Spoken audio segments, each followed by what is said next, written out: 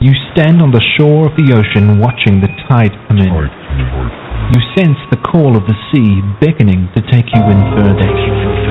You step forward little by little, not knowing what to expect, but expecting more. You keep going as the ocean pulls you to enter into deeper waters.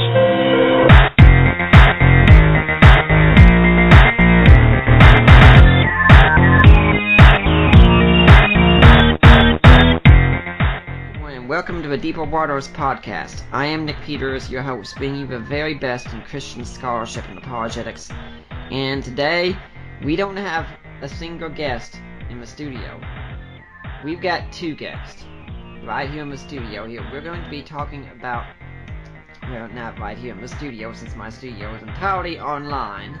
And they're not in this room with me, but they're both on the call here. And we're going to be talking to them about their book, Rediscovering Paul. Who exactly was Paul? What did he do? What difference did he make? Because when you talk about Paul, he's everyone's got an opinion about Paul. Some people think he was just the next best thing to sliced bread. Others think he took this wonderful Jesus thing and he turned into something it wasn't meant to be.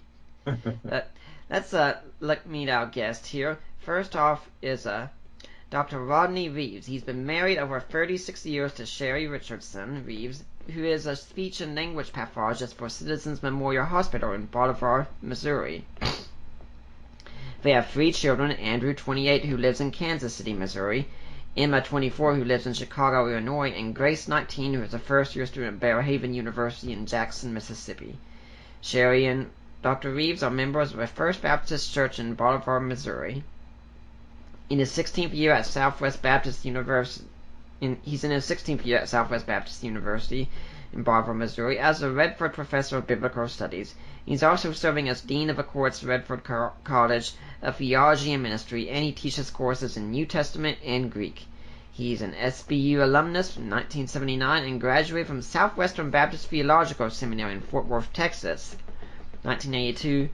MDiv and PhD in 1986, and did part of his doctoral study at Oxford University, UK from 85 to 86.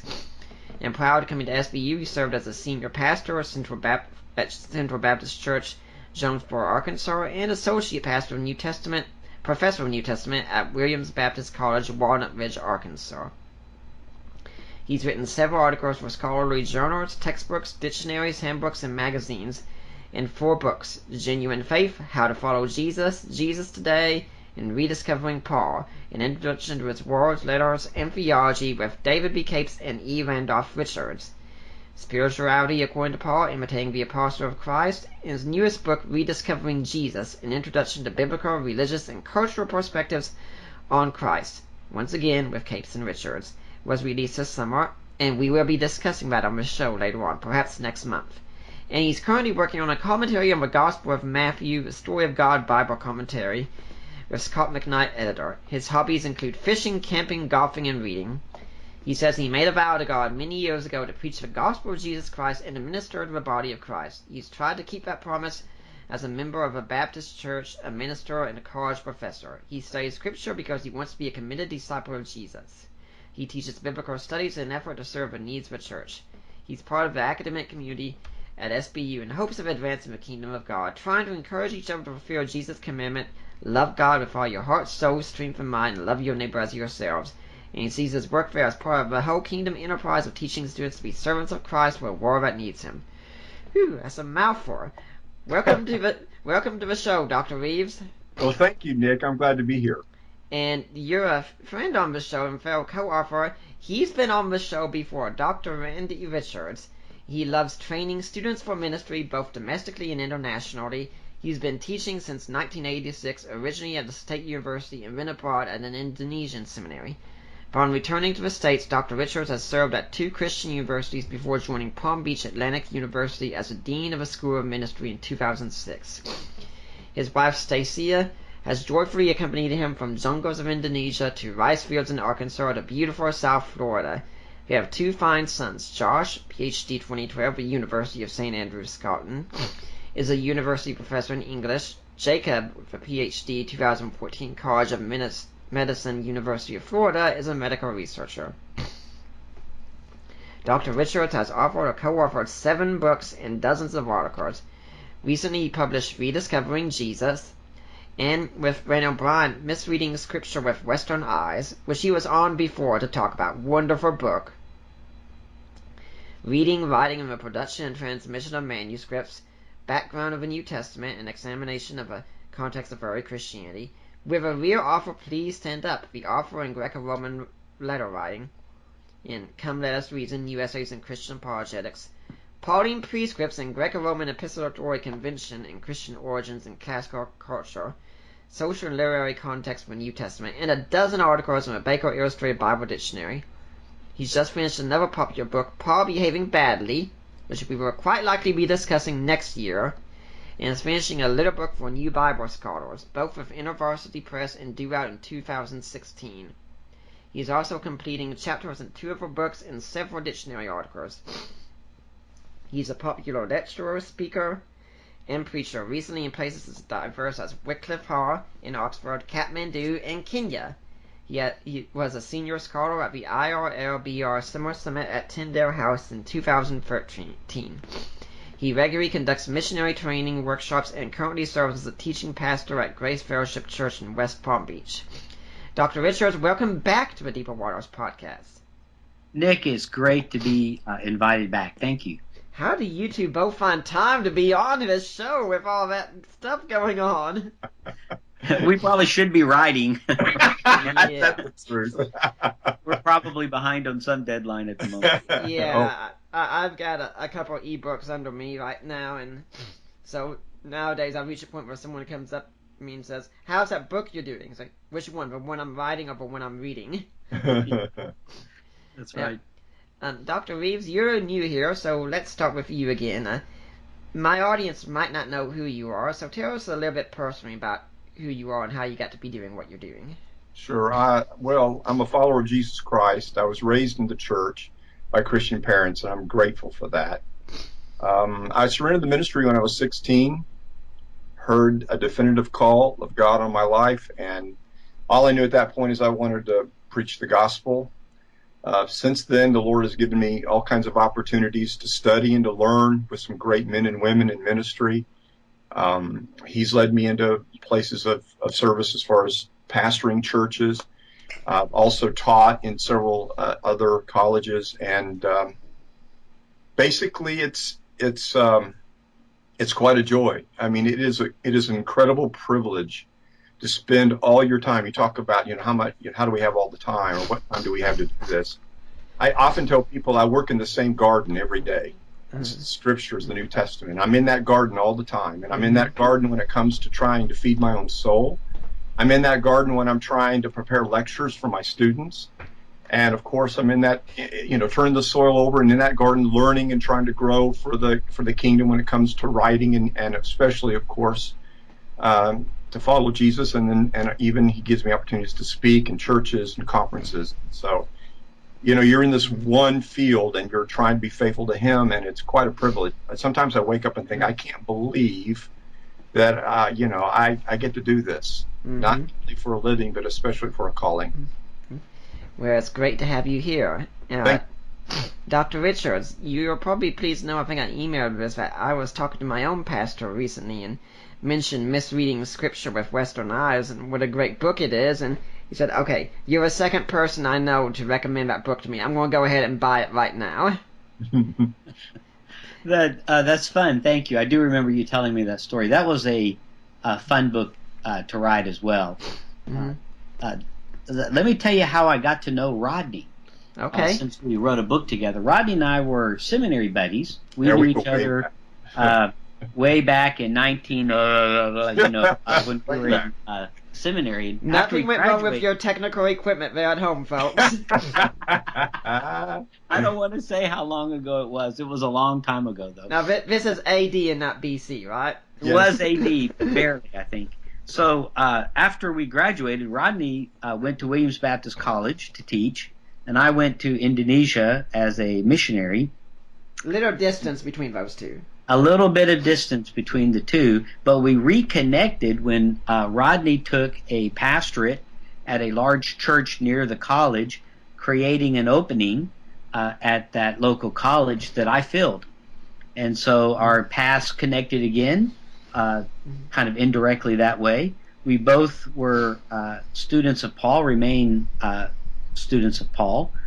And we just decided one day that we ought to try to write a book together. And so when we looked around and realized there were a lot of things about Paul we didn't know, we looked for a third colleague who knew those things, who was also a bit of a seminary buddy. So we brought in David Capes, who's a little bit more on the Pauline theology side. And so the three of us got together to write the book. And we were friends when we started, and we were even better friends when we ended. That's true. Yeah. We needed a reasonable author among the three. So Yeah. that's why we went for David. Yeah. David's going to be on again on October 3rd, by the way. He was be on next week. We had to push back, but he's going to be on October 3rd talking about his book, Slow to Judge. And since he's not here right now, that means you two can talk smack about him during the whole talk. So, Yeah, well, if we could, we would, but I'm afraid we can't. That's right. He's the gentleman among us. So, well, Dr. Richards, tell us a bit about how you got to be doing what you're doing as well.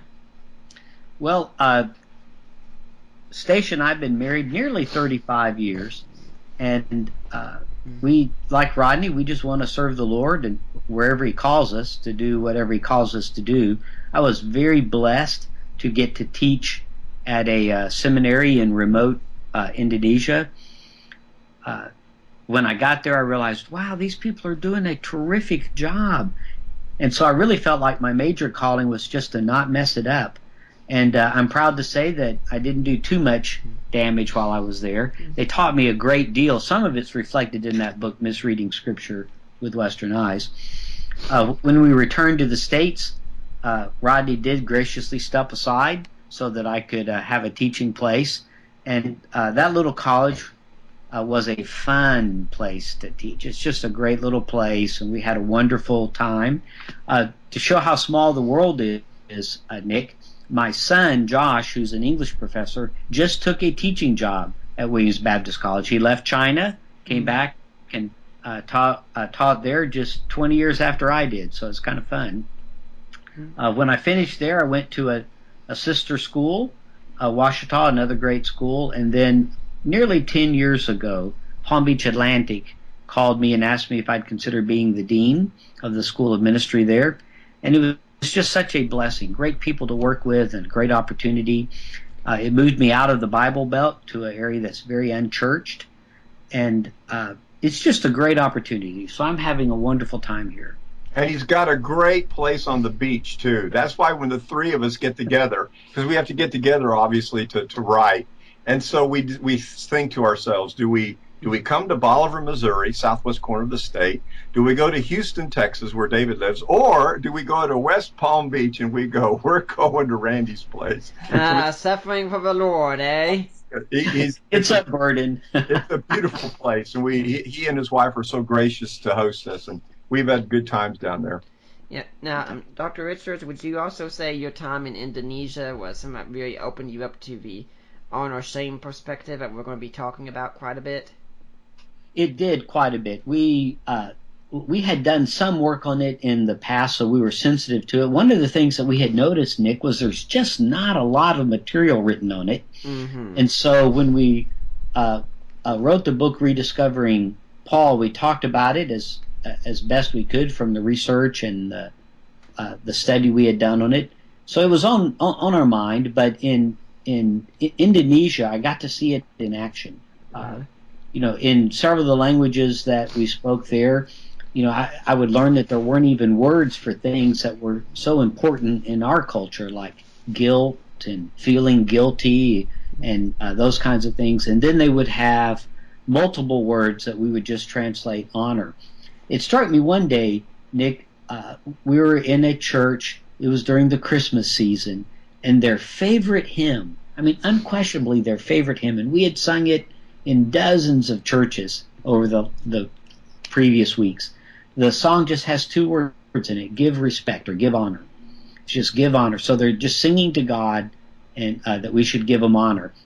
And for Station Me, it seemed a little dull, no offense to my Indonesian friends, and it seemed a little off base. And yet it was, to them, it just expressed so beautifully the Christmas season. Fascinating. Well, let's jump into the book here. And starting with that, we could say that when we're talking about Paul, I like how in the book you don't just jump straight into his writings. You start with what kind of world did he grow up in. Now, many people who read the Bible are either Christians or skeptics or anywhere else. We'll read it and they'll just start thinking about Paul. He lived in the same world we do. I mean, we might have better technology. Paul couldn't drive a car. He couldn't go to a grocery store. Things of that sort. But pretty much Paul's personality and world, it was just pretty much just like ours today, wasn't it? Yeah, I mean, there were similarities, weren't there, Randy? I mean, as far as this sense of living in a world that was created by God, especially from a Christian perspective, a sense of not only divine presence, but a sense of purpose. Whatever God you worshiped, whether you were the Romans or the Greeks or the Jews, everyone was looking for a sense of purpose in life. Family was incredibly important in the first century world. Your identity was embedded in your family. Marriage, of course, was crucial. Having children. I mean, and of course,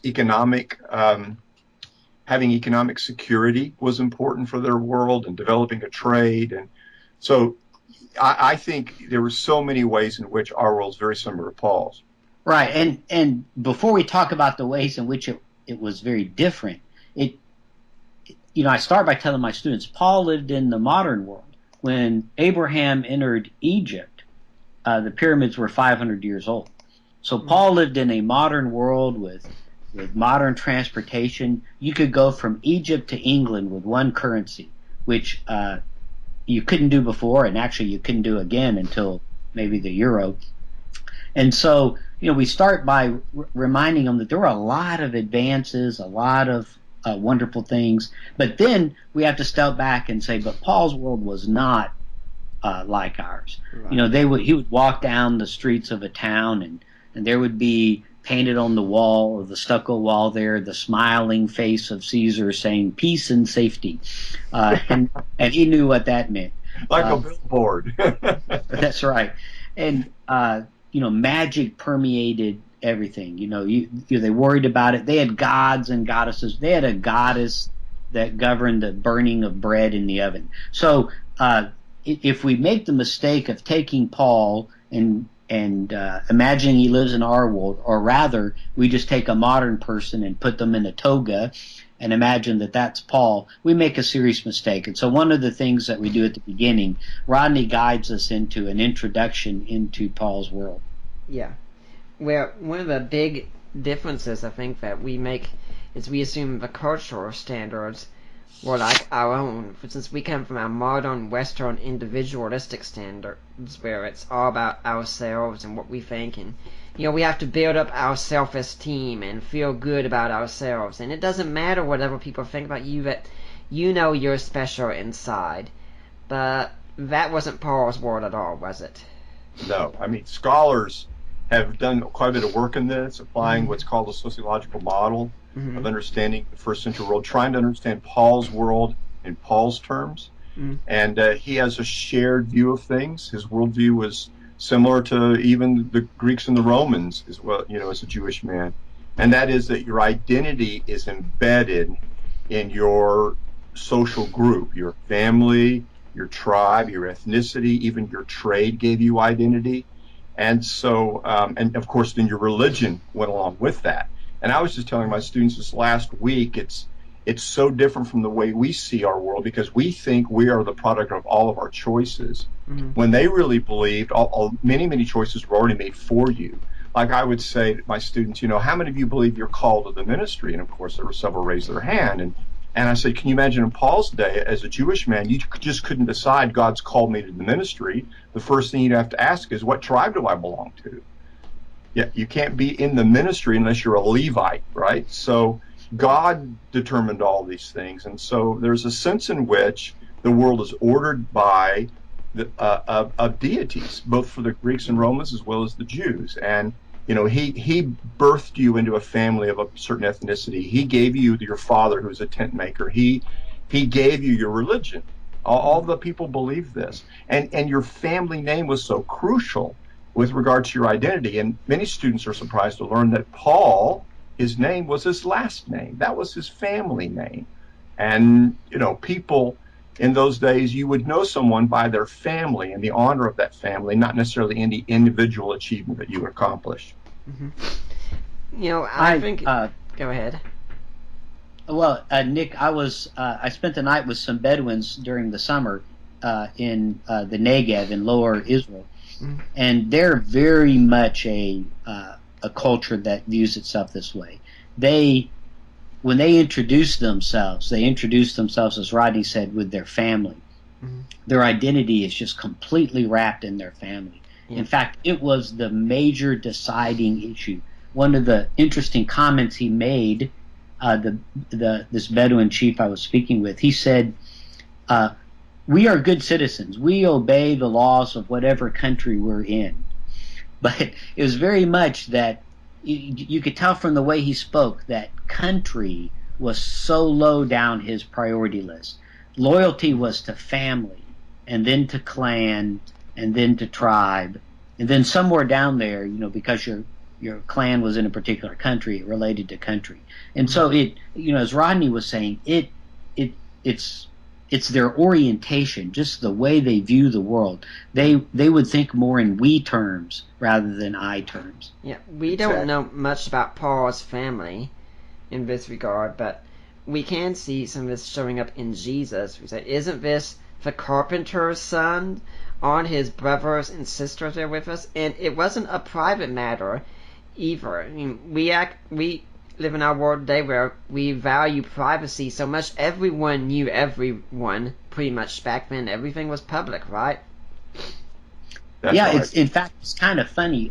We today in America still use the old Roman naming system with a first name, which is your personal name, a middle name, and a last name, a three-part name. Romans did that, but your first name, or what we call your given name, and then your middle name was your clan name, and then your last name was your family name. And so one of the common popular misunderstandings about Paul is that he changed his name from Saul to Paul, but he really didn't. Saul was very likely his clan name because he's from the tribe of Benjamin, and Saul was the most famous Benjamin. And then, as Rodney said, Paul was his last name. So his first name, his given name, we don't even know. And we would think that would be the first thing you would know about someone, because in our culture, someone can know you and know your first name without ever knowing your last name. And yet in Paul's world, we know his family name, and we don't actually even know what his first name was. And so that's why honor was so important, because if you're going to promote the honor of your family name, and the more you promote the honor of your family, your identity, therefore it is increased.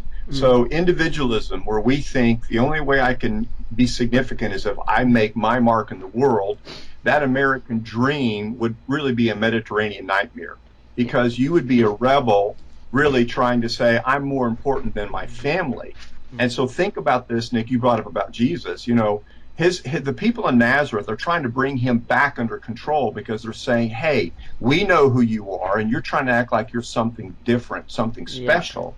Because Jesus made some pretty inflammatory comments when his family shows up and tries to kind of retrieve him from the house, and he's surrounded with disciples, and they say, your mom's here. And he goes, who's my mother? Who's my brother?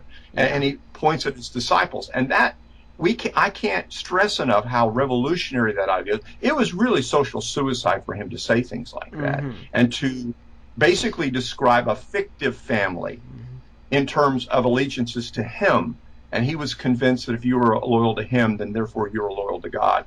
And that is completely upside down than the way the honor culture worked in the first century world. Yeah, and I'm thinking with Paul, since you talk about his last name being what would be seen as the least important name, that he probably went with that one instead, because he was saying, right now, the clan I grew up in, it didn't matter. The family I grew up in didn't matter. He looks to Philippians 3 and says, what matters? I'm in Christ. That is all that matters.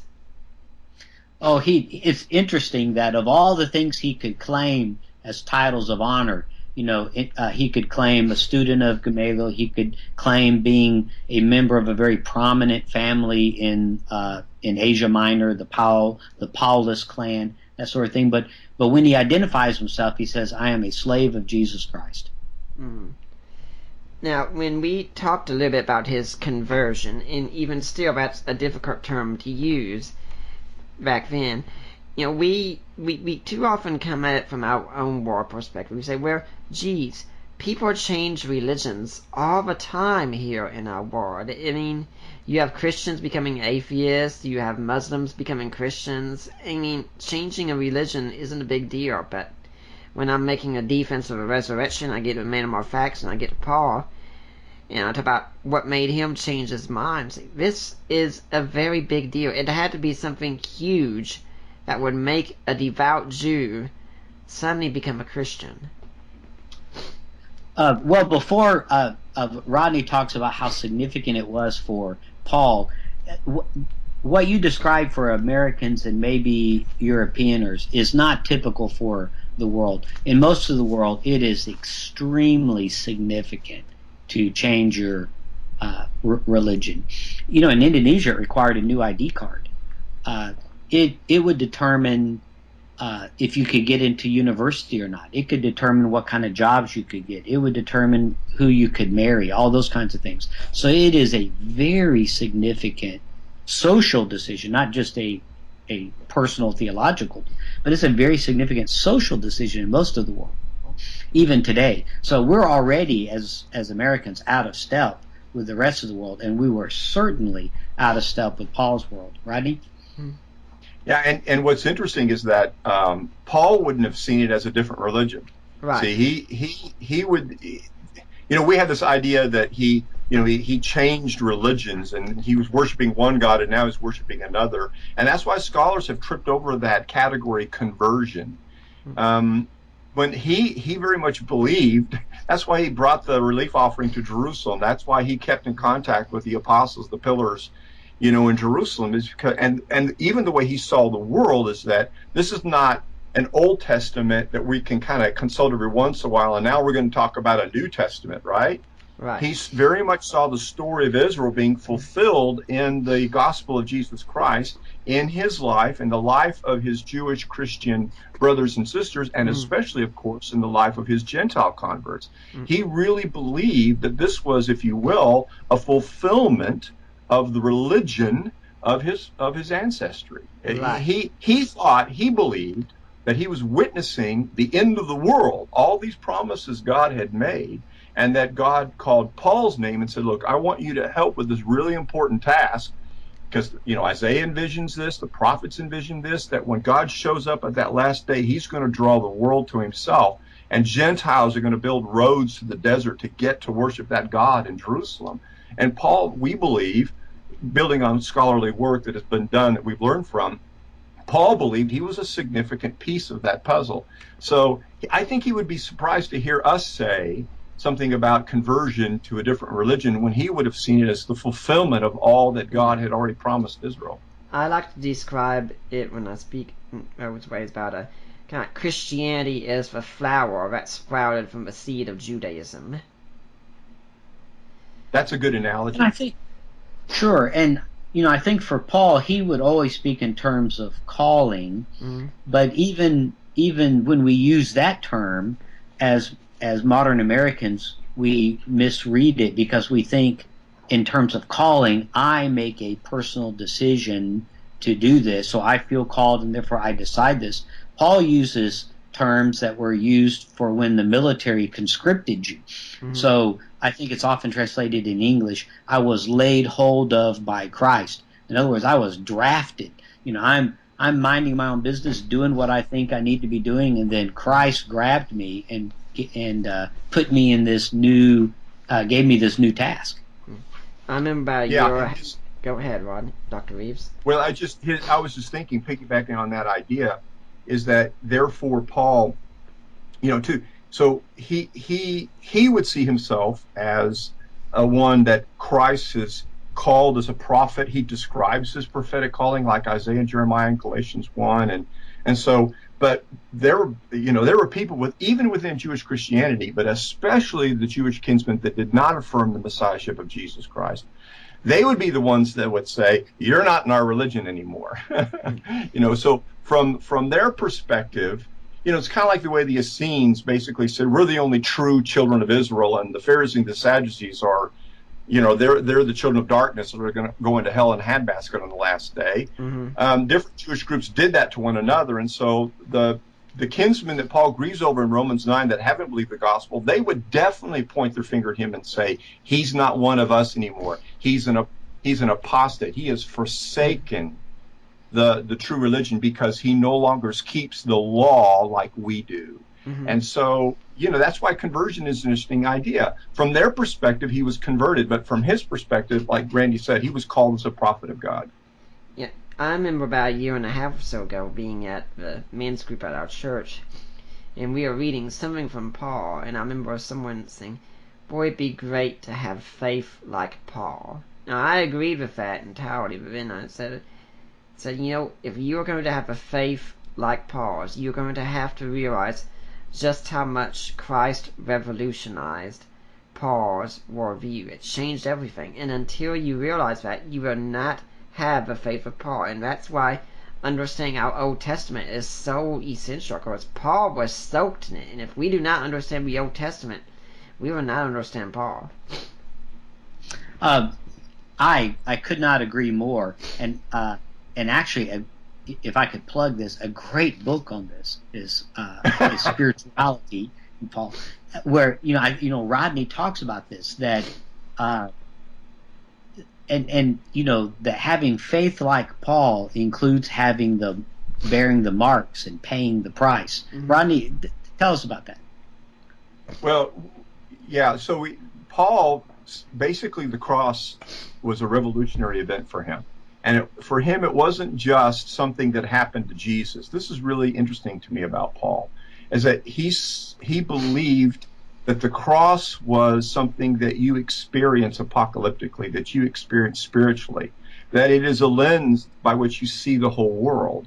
And so for him, I mean, it's really interesting, Nick, when you think about it, right? Because we typically will sing songs about the cross of Jesus as something Jesus did for us.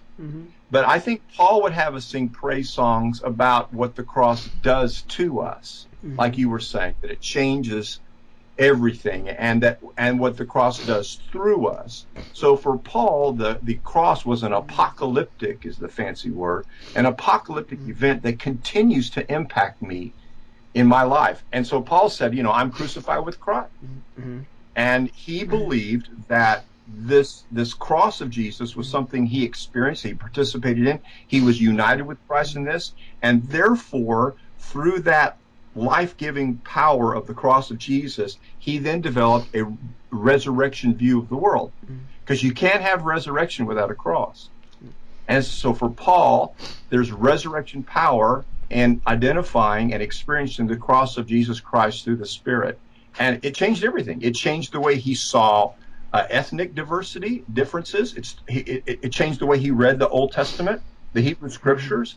It changed, like the way he reads Isaiah, one of his favorite prophets. It changes the way he sees his purpose in life, and therefore the purpose of the church. He had a revolutionary idea. It's a revolutionary idea that we still have a hard time living, and that is there's neither male nor female, Jew or Gentile, slave or free, that we are one in Christ. And he really believed that the things that divide us in the world have no place dividing us in the body of Christ. That indeed the church is supposed to picture to the world what the end of the world looks like. One thing I think that draws a lot of people to Paul that's so easy to understand for many of us is that Paul, he can seem like a just for facts kind of person a lot of times, where he gives you the clear logical arguments and you can follow the arguments very well, which is something that makes Paul very appealing to many people who are intellectually bent, because there are some people who think Paul is just this madman who spoke because he had all these visions and experiences and he pointed them over and over. I said, no, Paul had those, but he was also a scholar's scholar. He would have been seen as one of the most educated men of his time. Yeah, and this is where Randy's work comes in, because Randy's done a lot of work for scholars to help us understand really the power of Paul's pen and why writing was so crucial to his influence. Mm-hmm. So, Randy, would you talk about that? I mean, the impact he has even today. The fact that, and I tell my students, isn't it an amazing thing that he's the major contributor to the New Testament, and it's because of the power of his pen. I think that Paul and John stand in a unique place in that that you can read his letters, and often the argument is simple and straightforward. It gets to the point, you can follow him. But it's also interesting that when you start delving into it, his argument starts, you start seeing the complexity and the nuance and the way that he weaves Scripture together to make a carefully nuanced argument. So it is kind of fun that, like, we'll tell new believers, read the Gospel of John, it's easy. And yet the Gospel of John is very complex. And also, we often in the West lead someone to the Lord using Romans, because for us it seems a rather straightforward, we call it the Roman road, a very straightforward explanation of the gospel. Yes, but I would be afraid to try to write a commentary on the book of Romans because it is so incredibly complex. So, one scholar likened those kinds of writings to the ocean, where it's shallow enough on the edges that children can play in it, and it's deep enough that a ship can sink and be lost in it. Yeah, I think N.T. Wright once said that he started doing some work on Romans about 40 years ago. Yeah, I figure I would be done with it by this time. He says, no, I keep going back to that book, and I keep finding more and more things that I've missed. Wow. So true.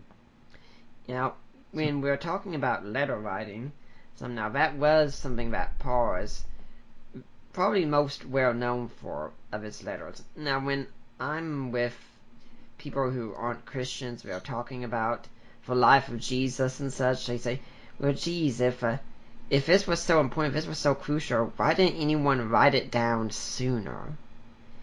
Now, Dr. Richards, you've written a lot about writing in the ancient world. Mm-hmm. Can you think of any reasons why someone would not write down the gospel of Christ immediately? Why would they wait for decades to do that? Well, first off, we don't have any evidence that they didn't. There may very well have been people who took notes right then, or went home and wrote down what they heard. We have hints of early collections of the sayings of Jesus. If you look at the Gospel of Luke, for instance, well, we know that Luke used Mark and he used these other sources. But if you look at, say, the parables in Luke, and you look at the parables that only Luke has, we would call those Lucan parables. Parables that Luke got from somewhere. Well, those parables all have a common theme, a theme of divine reversal, that the first will be last and that the least will be greatest. And so Luke clearly he had gotten somewhere a collection of the parables of Jesus arranged by a theme. We have other examples that seem to indicate that the sayings of Jesus and the stories of Jesus were written down. Luke says many people undertook to write an account of the events that happened among them. But having said that, we're still a written culture. They are an oral culture. And so for them, written is okay, but an eyewitness is just so much more. And so long as there were eyewitnesses, no one would want to hear something read. They'd want to listen to an eyewitness. And so when eyewitnesses began to die off and get harder to be found, then they started emphasizing more getting a written account of what was going on. Well, let's look at some also, because when we look at this as well, one of the other reasons is that fewer people read in the ancient world. Today, in our modern world, we take it for granted that everyone that we meet can read. Back then, that wasn't the case. And that's very true. And literacy estimates, it's a little hard to guess that, but maybe 10%. And there'd always be a scribe. Probably every village had a scribe, somebody who could read and even write a little bit. But the average person probably couldn't. It'd be true, like what you'd find in a lot of places in the world even today. Now, also, oral tradition, if you use that method, it's absolutely free. It doesn't really cost anything.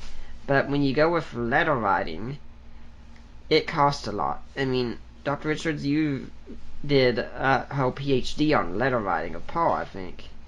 How much would it cost to write, say, the Epistle to the Galatians, and why would it cost that much?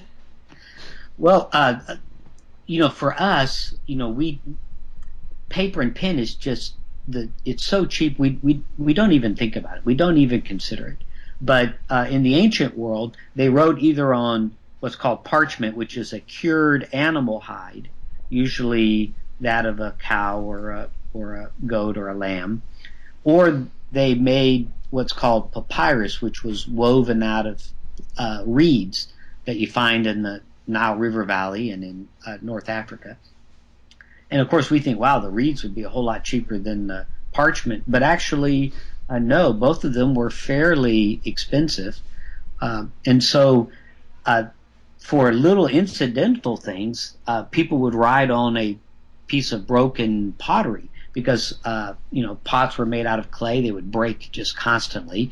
In fact, when we dig up ancient houses, the kitchen is easily identifiable because the floor is just littered with pottery fragments. And so if someone was, if a slave had come and asked, what date is the party that you're going to be having, they might pick up a pottery fragment and write a little brief invitation on the pottery shard and send it off. They would use that when they would do votes, when they would do little incidental notes. They would also use clay tablets or wax tablets. In antiquity, they would also use what we call leaf notebooks, which is actually very, very thinly shaved pieces of wood that they would fold in half, and they could write on it. They would use thin sheets of metal that they would scratch onto. And what is interesting, Nick, most of those fragments won't survive. A leaf, right? A wooden leaf notebook or parchment cannot survive in any kind of damp climate at all. It'll just rot. So we can only have something like a papyrus sheet or a leaf notebook in a remote place like a desert, very, very dry climate. On the other hand, a wax tablet can only survive in something that would stay wet for, say, 2,000 years continuously. Well, there aren't very many places like that, but like, say, the bogs of England. So there's very few places where something 2,000 years old like that could survive. And yet, in both of those places, what we find are thousands of letters and documents. So in the few places that could survive, the desert or the bogs, we find thousands and thousands of these documents. So it's reasonable to conclude that the rest of the world had all these things too, that the ancient world was filled with writings. People wrote and sent things, but it is not the insignificant expense that we think of today. Just coming right off the top of my head, I can't remember what I estimated for Galatians, but something like Romans or 1 Corinthians was around $2,000 in today's dollars. Yeah. Because you're having to pay for, right, Randy, you're having to pay for a scribe, right, who then had to produce their own materials, which wasn't cheap either, to produce the document.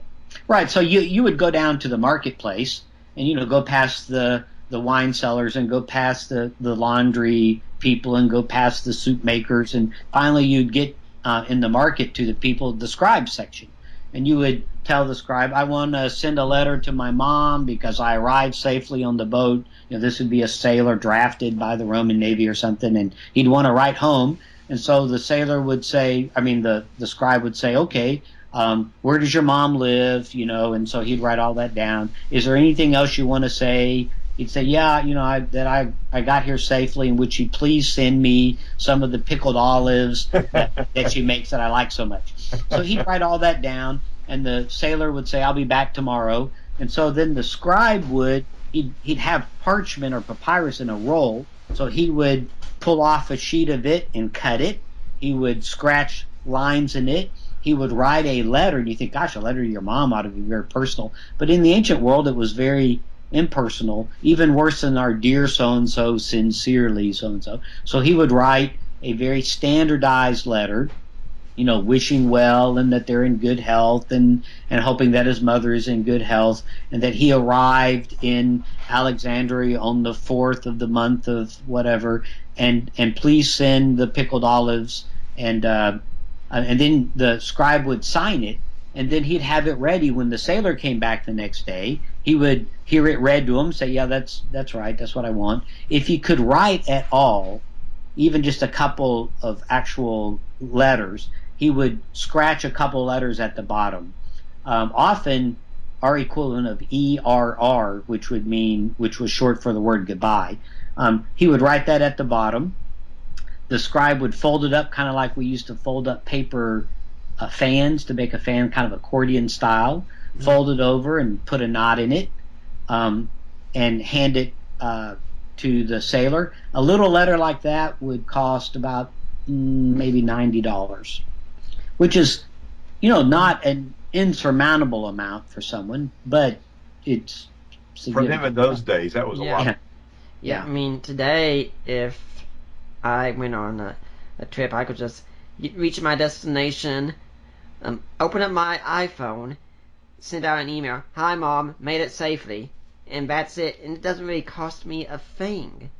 And well, Nick, I was talking with a student the other day who's engaged, and he's about to move away to start a ministry somewhere, and his fiance will be here for one more semester. And I told him, when I dated my wife, she lived in a neighboring college, 168 3/4 miles away. I could afford to call her one day a week. I would call her on Saturday evening. We could talk. I would set a timer. It was about 10 minutes. I can't remember exactly how long. And when the timer went off, I had to stop. And calling her 4 times a month like that cost me about $100 or $150 a month now. I can't remember. And they're just stunned. And in my day, I thought, what a bargain. I can actually call her. So, we adjust quickly to this stuff. But you'll have some hearers, some listeners, who are old enough to remember when phone calls were not cheap. Right. Yeah, I'm sure you'll probably get pretty jealous of the fact that when my wife and I were dating, and she lived about 200 miles apart, we could call each other every night and talk for hours. Oh, goodness. In Indonesia, we waited 8 years for a phone, and when we would call, it would cost $8 a minute. So we didn't talk long. And so that's why, because of the ease of communication for us today, when I tell my students, look, when Paul writes these letters, this is not an attempt to reach out and touch someone. It's not like, I wonder how those Galatians are doing. I think I'll drop them a line. Yeah. I mean, it's incredibly intentional, and it was very costly, and it wasn't immediate. It took a long time, right, Randy, for these letters to get from point A to point B. Right. And so it's a completely different way of thinking about how would I communicate to a group of people that really are under my charge because God's called me to, to preach this gospel and start these churches. In the ancient world, traveling season was in the summertime. It would open up as early as April if you were very brave to travel, and would close as late as October-ish if you were brave to travel. And by brave, I mean you could get caught in a storm and die. So most people restricted their travel to June, July, maybe August. Although most people didn't travel at all anyway. But that's when most of the commerce was moving around the empire. So if Paul's writing a letter during the wintertime, he knows this letter isn't going to go off for months until there's a carrier able to take off and go. So he would take it through drafts, and he'd be sitting around the living room, and he'd have sections of it read, and people all around would make comments on it. You know how people are always happy to give their opinion. And it would go through revisions and that sort of thing. So, Paul had a team with him, and and they'd give their input and thoughts, and although in the end Paul would be responsible for what was written, but finally it would be sealed up and sent off. So we have examples like in from Cicero, who sent letters just a few days away, and had slaves who did nothing but carry letters. But he would write a letter, but you wouldn't seal it until it was ready to go, and before he had a chance to send it, he would add a note at the bottom. Oh, since I finished this letter, I just got news that such and such happened, and he'd add some more comments about it before he'd seal the letter off and send it away. So Paul's letters were written over a period of time with drafts and revisions and pondering and thinking, and a common a common part of their culture. If you were staying in a wealthier person's home, they would have these dinner parties. Traveling philosophers would come, and as part of the dinner entertainment, they would speak, or they would read something they had written. And so we think Paul used that same culture or custom as a way to share the gospel. He would be staying with someone, Lydia or someone like that. She would invite her friends over, and Paul, as this traveling so-called philosopher, would talk to them about the gospel, and he would no doubt share something he had written. Yeah, I like what Rodney was saying about you don't just reach out and touch someone. Or, Yes. I've heard say that Paul never did something like, "Dear Galatians, never to write, just want to check out the new pen."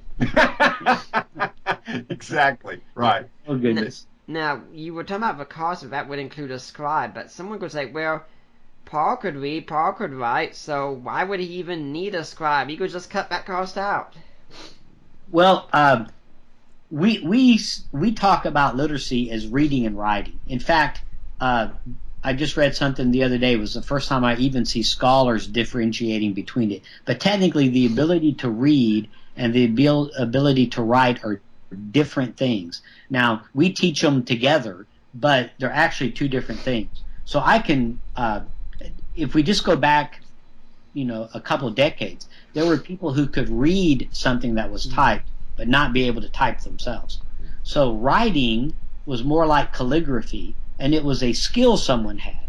So someone who could read could, in theory, write, but it would be very slow. It'd be like if I'm right-handed, so it'd be like me writing with my left hand. Well, the reason my handwriting looks so terrible and is so slow with my left hand is not because I'm illiterate. It's because I have no practice writing with my left hand. And in the ancient world, they considered it a scribe's job to actually write. And so there's no indication really that Paul did any real writing on his own. So in Galatians, when he picks up the pen and says, "See with what large letters I write," before people would try to say, "Well, I wonder if that's like, all caps, or if he's trying to emphasize something." No, he's just indicating that his handwriting wasn't very good. Most people's handwriting wasn't. Mm-hmm. When we also look at the cost of the letters, Quintus also tells us that the Christians had to have converted some pretty well-to-do, wealthy people, because there was no way Paul could have had the money on his own to write those letters. I think Longenecker did some great work on how much wealth and poverty was in the churches and in the ancient world. We don't think Paul converted anyone that would be in the top two tiers of the wealth of his society, but that was like 3% of the culture. It's anachronistic to talk about a middle class. But those who were prosperous craftsmen, those kinds of people, Lydia kinds of folks, we do read about them in the book of Acts. So there were some converts. There would be some people who could bear the cost of this. Paul worked on occasion. He could also pay for the cost. But it was significant. Luke mentions that he had a benefactor for the writing of his gospel in Acts, a guy named Theophilus. Mm-hmm. There's even a possibility that some of Paul's patrons weren't necessarily Christians, but they were friends. We've got some evidence that some of the patrons that allowed Paul's churches to meet in their larger homes weren't necessarily Christians. Maybe it would be a slave of the patron. And so there is even a chance that Paul had made, significant alliances with people who weren't necessarily of the faith, and yet that just goes to show you how interconnected everyone was in that world. I'm thinking. In fact, Nick, if I can interrupt again, we see this a little bit more in the rest of the world. Someone who was wealthy might own multiple houses. When Cicero would travel, he never spent the night in an inn. He would spend the night in one of his houses, and so somebody wealthy could own houses scattered around the countryside, and Paul could know someone in that family. That person, like a slave, would get permission for Paul to stay in that house. So he might not actually even meet the owner of that house. But in that house could easily be a scribe who's got pen and paper and stuff handy. And so Paul is relying upon the gracious benefaction of that person. And so he gets to use a personal scribe of someone who's wealthy if he didn't use one from the marketplace. When you were talking about Paul in there with the way that he was in his war, and I just lost the train of thought there for a little bit. When he would write, he'd have these letters here, and part of it, reason we might have a canon, is because he could have also been keeping a copy of each of his letters, and maybe that's just the case. So, I spent all this time writing Romans. Unfortunately, it looks like something happened to the messenger on the way. No problem. Got a backup copy right here. Would that be it? Yeah, that would be the case. Well, we know that ancient letter writers kept copies of their letters. Mm-hmm.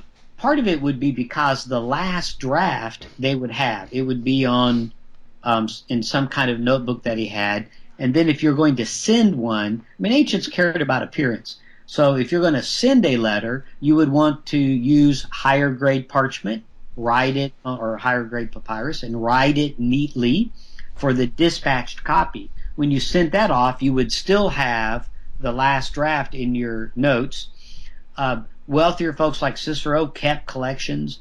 So it was just considered prudent to keep a copy of your work. The notebooks and the tablets that they kept copies in were not as expensive as the papyrus that they would send off. So, and the cost of a scribe was one of the least expensive parts of sending a letter. And so, since letter writing was so expensive, you would certainly want to keep a copy. And, we didn't even, when I mentioned that Romans would cost, say, $2,000, I'm not including the cost of paying someone to travel halfway across the Roman Empire to deliver the letter. So there was just a lot of expense involved in it. So we think that Paul would have kept copies of his letters like everyone else did. Places where we find homes, we find copies of letters in the ruins, copies of a letter that they had sent the original off somewhere else. Something also with Romans is interesting about the person who delivered it. The person who delivered Romans, looks like, was a woman, in fact, a female deaconess. And not only did someone have to deliver the letter, they would quite likely have to be trained in Paul's theology and his understanding, because they would be reading the letter as well. And after they read it, it'd be, hey, we got some questions here about this letter. Can you answer these for us? Is that accurate? It was expected that the letter carrier would bring along extra information, that sort of thing, bring along gossip. That was pretty common. And so letter carriers would often have extra information. Sometimes they would have information that the writer didn't want to put in writing, like secret information. So in the political world, we find letters where the author said, and the carrier of this letter will tell you also about so-and-so. So they're letting you know there's additional information going, but I don't want to put it in writing. Now, when Paul's in prison, the letter carrier would no doubt say, hey, Paul's in prison. So when Paul says, I'm not ashamed of my chains, he says, and I told Tychicus to tell you that, so that they would know it wasn't gossip. Tychicus wasn't spilling the beans on Paul that, hey, Paul's in jail. that Paul wants to say, no, I won't Tychicus to tell you that I'm in jail, because I'm not ashamed of that, because it's for the gospel. So it'd be expected that the carrier would read. Early on, we think that Paul sent letters with just somebody who was going along. That's the normal way you sent letters. It wasn't quite as reliable, and whoever brought the letter may or may not know what was going on. So early in some of Paul's earlier letters, he has to correct misunderstandings. He tells the Corinthians, when I told you not to associate with someone who's immoral, I didn't mean people in the world. Well, that's the simple kind of explanation that any informed letter carrier could have explained. So we thought whoever brought that letter obviously had no idea what Paul meant. We think it was those kinds of things that caused Paul later in his ministry to want to send a carrier himself, someone who knew him, who knew what he meant, knew what he wanted, so that carrier would be a source of information and may very well have been the reader, what they call a lector, the reader of the letter, the one who would read it aloud to people. And speaking of Phoebe, Nick, that you mentioned with Romans, I mean, some scholars think that Phoebe was Paul's kind of emissary to help basically to derive some support from the Romans for his mission to Spain. Mm-hmm. And so she was perhaps a patroness, and perhaps that she took a letter along also to help try to organize some mission support for Paul, because he wanted to take the gospel further west. And, Randy mentioned that also. I want to throw this in. Paul's saying, I'm not ashamed of the gospel, of my chains. Mm-hmm. He should have been. That's one of those honor things where there are so many reasons why Paul should have been ashamed of his chains. He should have been ashamed of being in prison, because he's a citizen, for goodness sake. And he's in prison because he's obviously raised suspicions of Roman authorities. And it was really perilous to be friends with someone in a prison, because they might think, well, you're maybe being seditious too, so that's why people in prison had a hard time getting outsiders to support them. Roman prisons didn't come with prison issued uniforms and health care and food. The only way you could survive prison is if you had someone on the outside that would take care of you. Mm-hmm. So Paul's got these people who are willing to risk their own welfare to be associated with him, sending these letters. And he really should have been ashamed. But again, the reason he's not is because the cross has turned everything upside down. What is really a source of shame, like a Roman cross, for Paul became a badge of honor. It was supposed to be, death for him was life. And so I think it's interesting that he's using an honor technique, boasting, to say, I'm not ashamed. I'm not ashamed of the good news, even though the cross was a very shameful symbol and reality for the first century Roman world. In fact, it's my understanding we don't even find artwork by Christians of the cross until the 4th century. Exactly right. They could not conceive Paul's world, and especially the Christians, they could not conceive of the idea that we would use the cross as a piece of jewelry, or that we put it as a symbol on top of a building. Yeah. Well, I'd like to remind everyone that you're listening to a Deeper Waters podcast. Right now, we've got two guests here, Dr. Rodney Richard Reeves and Dr. Randy Richards. We got all the R's covered right here today. But if you're listening next week, I hope we're going to have a show. I'm working on who's going to be the guest. Dr. Capes had to cancel for now. He's going to be on October 3rd, talk about his book, Slow to Judge. But now let's just get back to our show where we're talking about the book Rediscovering Paul. Now, one of my favorite editions I've heard of the reading of a letter was Ben Witherington gave a talk, and in it he included a little bit on the letter to Philemon. And he pointed out this would be a letter that would be read to not just Philemon would open up an envelope. Oh, look, here's a letter from Paul. Yeah. Oh, okay, got it. But this would be read to his whole household. And there is some, as we would say in today's culture, major burn going on Paul's part to Philemon. And this was part of a letter writing. Would one of you like to talk about that kind of thing going on? Yeah, I'll let Rodney talk about the theology and the sociology of it. But, people might think, well, why wouldn't Philemon read it, privately to himself first?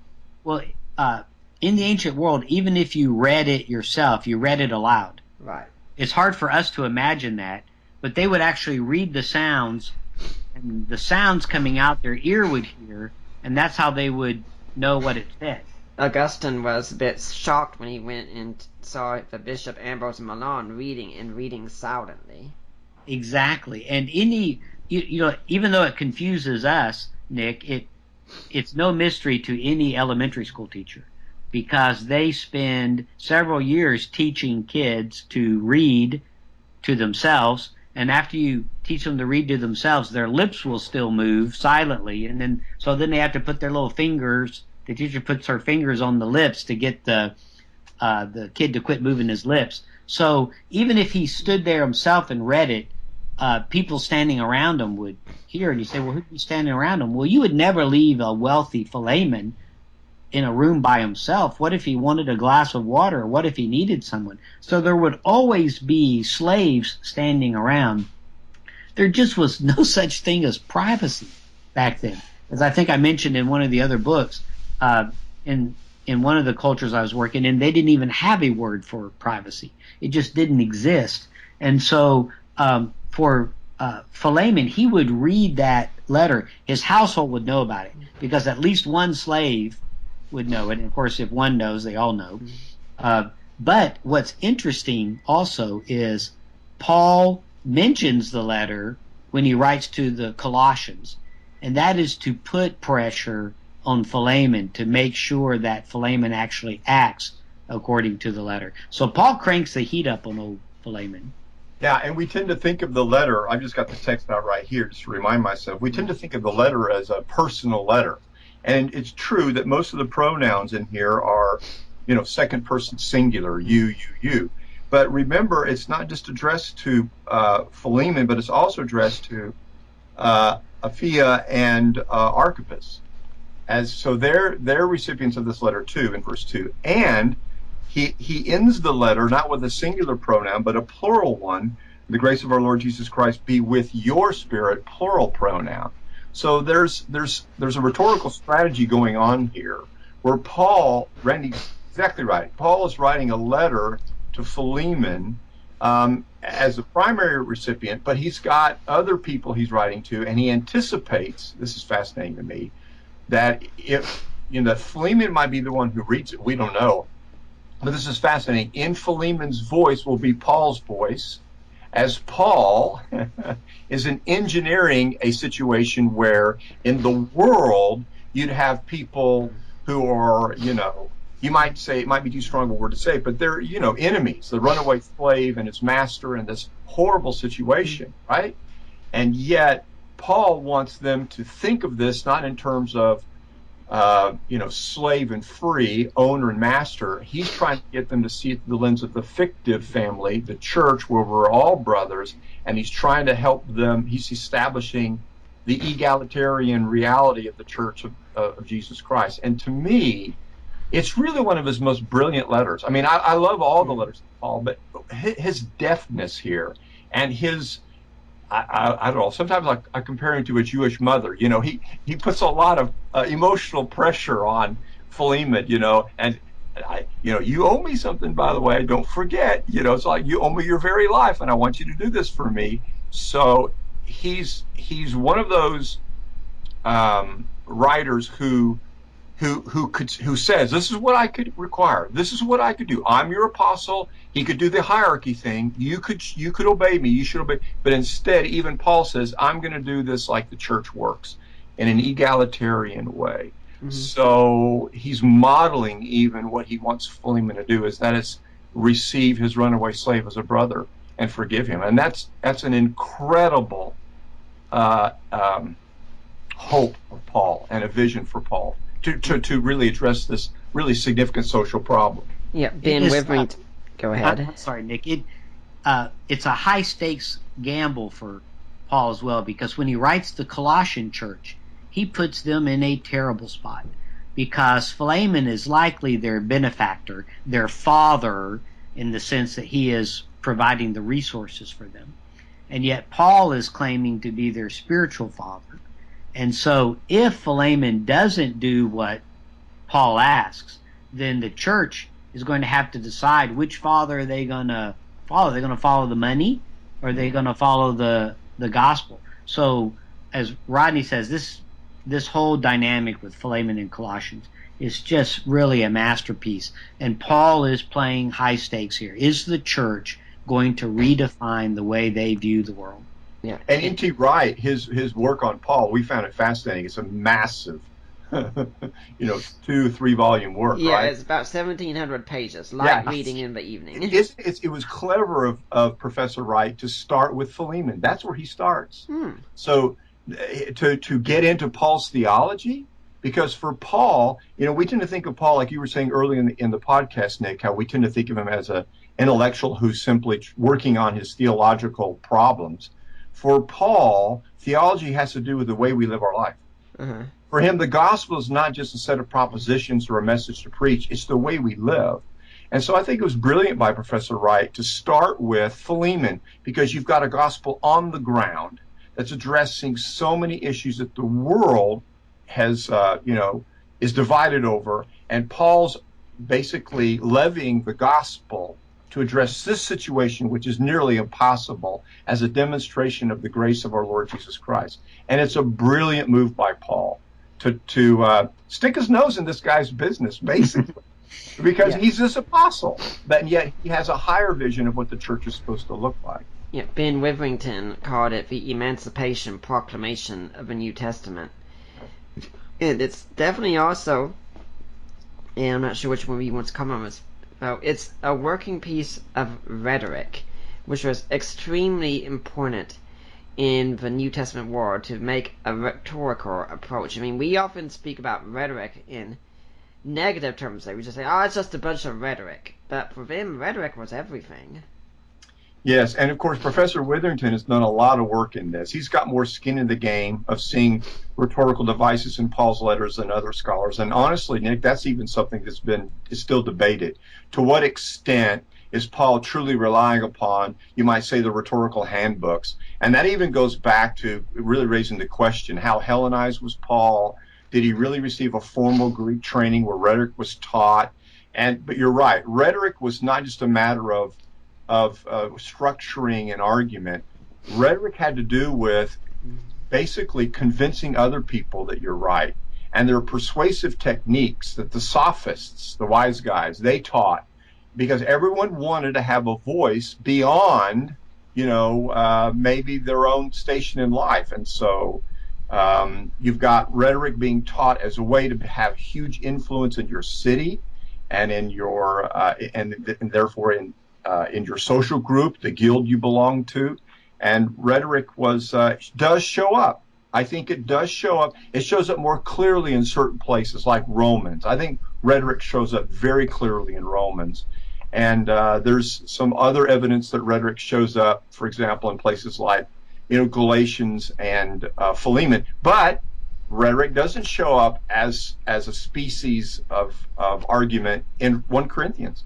1 Corinthians almost defies a rhetorical argument in certain places, in certain ways. Mm-hmm. Now, when we talked about the letter writing of the ancient world as well, you did say that when people gathered together to write letters, that it wasn't a private process. We get this picture sometimes of Paul sitting down at his desk, just himself, and writing letters, but people have been constantly coming in, hearing what he was writing, and saying, hey, Paul, why don't you change this part here? Mm-hmm. Right, and, I joke that image, just about, Paul sitting at his desk in a quiet little room in the evening, just everything about it is wrong. The ancient world didn't use desks. They didn't write in private little rooms. They were too small, and they were too darn dark. You couldn't see a thing. They'd have one little tiny window, if it had any window at all, and it would be in the summer it'd be hot, and in the winter it'd be smoky. So they didn't stay in those back rooms. They would sit, if it was a home, like say if someone like Lydia, they'd have this open air atrium in the middle where people would tend to gather in the afternoon. So Paul would be there. He would be speaking aloud to a secretary taking notes. So there is no private anything. Now, if he was in an apartment, he'd be on the balcony. So then you've got not only the all the people around you, but also anybody who happens to be walking down the street wants to yell up his opinion. But in the ancient world, it would never occur to Paul to write something by himself. When he'd go on a journey, he'd take people with him. Just the ancient world always thought in terms of we, and so that it would be considered probably sin to want to exclude your teammates from this project. They had a part in everything you were doing. So, Paul would be talking. They'd say, well, what about this? And they'd, maybe argue about it, and secretary would be thinking, gee whiz, I could be writing a letter to some sailor's mom here. But it would, it'd get hammered out. And I think the older scribes used to call it in the crucible of ministry. These things would get hammered out. As Rodney said, it wasn't Paul saying, I'd like to tell people my theology. Paul was dealing with problems with life. How do we live as Christ followers in the world? Yeah. Now, also with this use of scribes and such, does this have any bearing on the question of, are some of Paul's letters forgeries? Well, Bart Ehrman has made a case in his book Forged that some of these writings of Paul, they couldn't have been by Paul because they're not written in a typical Pauline style. What do you all think about that? Well, before Randy speaks, because he's the expert, but let me just toot his horn. Randy years ago really put forward an argument that challenges a lot of this. Really, it's a 19th century approach to understanding authorship, and it's informed by modernity. And Randy's put forward so many good arguments that challenges even the idea of how could you determine a style is, a Pauline style. For goodness sake, 2 Corinthians doesn't measure up if we're going to argue on the basis of style. So, and what I don't understand is why the scholarly, although many scholars who I think are a little more intellectually honest, have considered Randy's arguments, and his approach, the arguments he's been making is finally, it's being heard by several scholars. But someone like Ehrman, I don't know. I don't understand why there aren't more scholars who've engaged Randy's study, because to me, of course, friends, but to me, his approach to this question is definitive. Okay, Dr. Richards. Thanks, Rodney. If you look at style, no two letters of Paul are enough alike to meet any modern standard of style of just one person sitting down and writing a letter. I think Anthony Kinney, an Oxford scholar, pointed out that two that are most alike are Philippians and 2 Timothy, but they're not enough. So just modern style analysis is just not an acceptable standard for authenticity. But let me actually do something that might surprise some of your listeners. I think Bart is right in some areas. Now, his book Forged is pretty inflammatory and a popular thing, but he wrote a major piece called Forgery, a very similar title. And one of the things he does an excellent job of is demonstrating that the ancient world considered writing in someone else's name to be wrong. There was none of this idea that a disciple of Paul could write in Paul's name in order to honor Paul, which is the normal kind of argument you hear, that a disciple of Paul wrote Ephesians, and he writes it in Paul's name because he wants to honor Paul and say these ideas really belong to Paul, that sort of thing. And Bart Ehrman does a great job of showing that ancients considered that wrong. They use words like lies, forgery, bastard, please excuse that language, and theft. All of the terms they use for referring to these writings are negative. There was no positive image of this. So Bart is right in his point that if a disciple wrote Ephesians, then it is a forgery. It's not the fancy term pseudonymous written innocently in the name of Paul. It would be a forgery. Now, Bart and I will disagree. He thinks some of them are. I think they aren't. And I've got, I think, good arguments for arguing that. The ancient world had forgery, but people were always on the lookout for that. Ancients weren't naive. They're not dumb. They're just as smart as we are, and they knew how to look for signs of forgery. It went on in the ancient world. Paul's sensitive to it as well. So we're insulting ancient people if we think that Ephesians fooled everybody for 1900 years until some Englishman was able to figure this out. I think that's insulting to the ancient world.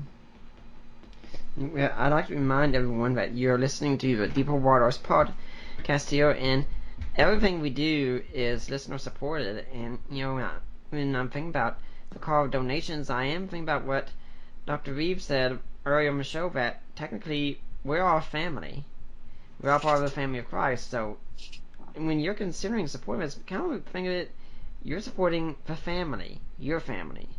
Now, if you want to support the work of Deeper Waters here, what you do is you go to deeperwaters.ddns.net, and that's my website there.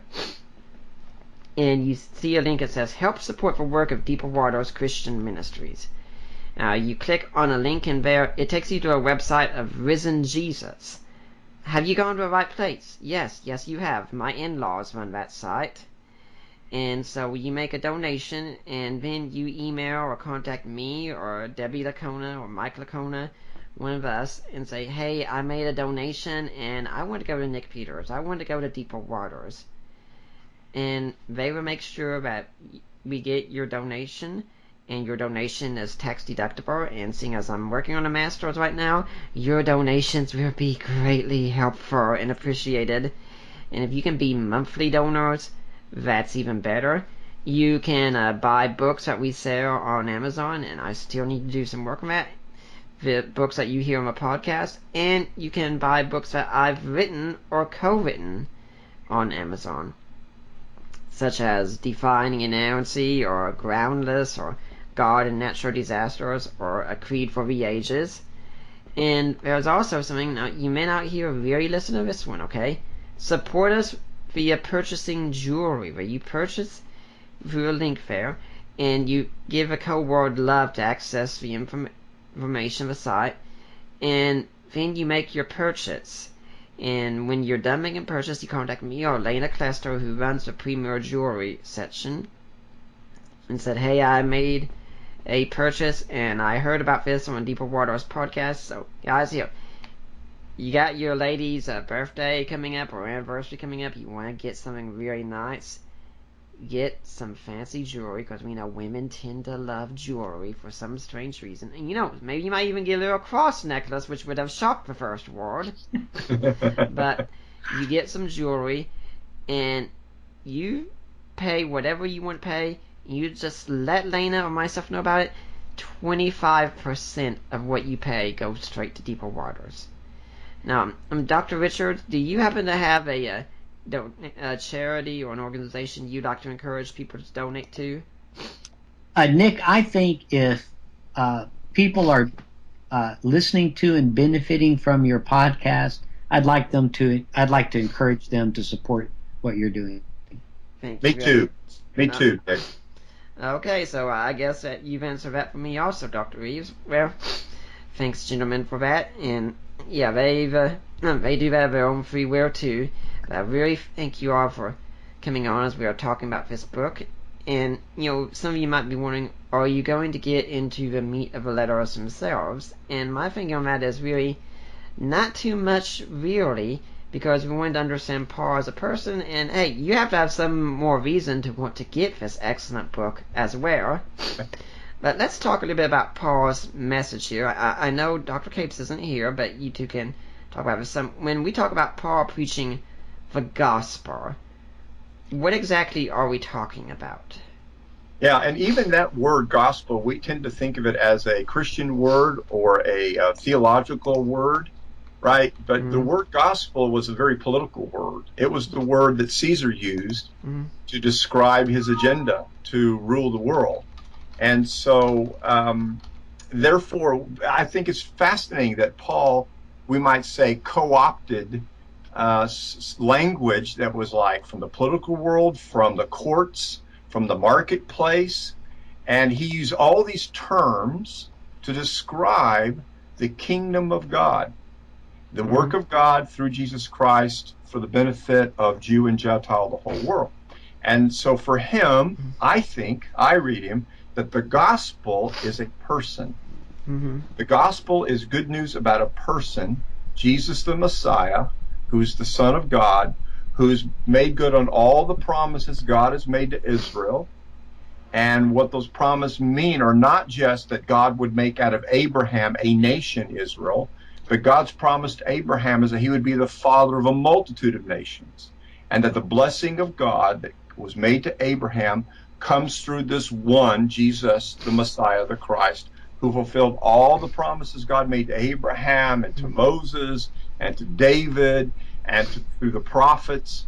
And therefore, this is the hope of the world, that what God has done through Jesus Christ is to bring deliverance, salvation to Jews first and to the Gentiles. And Paul saw himself, therefore, as the apostle, as the one who God would use to bring the Gentiles to Christ. So for him, this is the good news, that God is out to save not only all humanity, but even God's out to restore all creation. So he has this cosmic view, even, that God, whatever God has made, whatever sin has touched, God is going to redeem and reclaim for himself.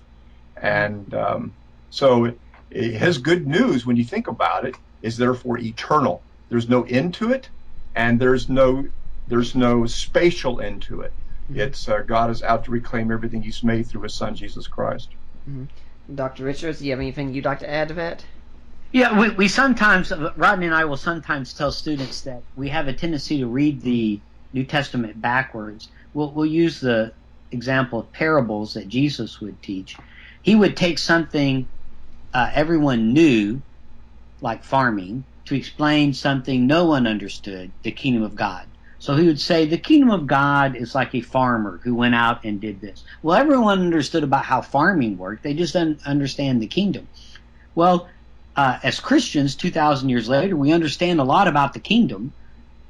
We don't understand jack about the first century world and how farming worked. And so often, to understand that parable, we have to go back and learn a little bit about farming in order to understand the part that they already knew. And it's the same thing with Paul. Rodney mentioned that Paul uses words like justification, adoption. These were everyday words. A couple of days ago, I was reading the text of an inscription they found dedicating a road. In the ancient world, sometimes a wealthy person would give a road to the city. And so this particular inscription talked about how this benefactor had given a gift to the people of that town, a road. Well, the word for gift is a word that we come across. In the ancient world, patrons and clients was just the way the world worked. If you're a baker, you would connect yourself to someone wealthy in the city who would look after you. And so you would bake bread for him and for all of his family and all of his other clients and everyone. And he wouldn't let you charge too much for it, but he would make sure you got a fair price. And if you ran into any trouble with anyone in the city, he would be the one who would help you out. So if your bakery burned down, as often happened in the ancient world, he would give you a gift, a loan, to help rebuild your bakery. He didn't have to give you this gift. He was not obligated in any way. He would just give you this gift. But gifts in the ancient world had strings attached. You would expect to be loyal or to be faithful to that patron after that, to speak well of them. Well, the word for the gift was a very common word called charis, which we translate grace, and the word for being loyal or faithful is the word pistis that we translate faith. So when Paul ties together grace and faith, he was tying together two words that were commonly put together. So he was using a relationship that everyone understood, a patron and a client, to explain a relationship they didn't understand, God working to reconcile us through Jesus Christ. So they would take what everyone knew, patrons and clients, to explain what they didn't understand, but we often have to kind of read it backwards. 2,000 years later, we sort of understand how it works with Jesus Christ, but we don't understand anything about patron and client. So when I was growing up, the word grace and faith only had Christian meanings and tended to have whatever modern meaning I wanted to put on it. And so understanding the way the ancient world worked really helps us because Paul was using everyday words. Mm-hmm.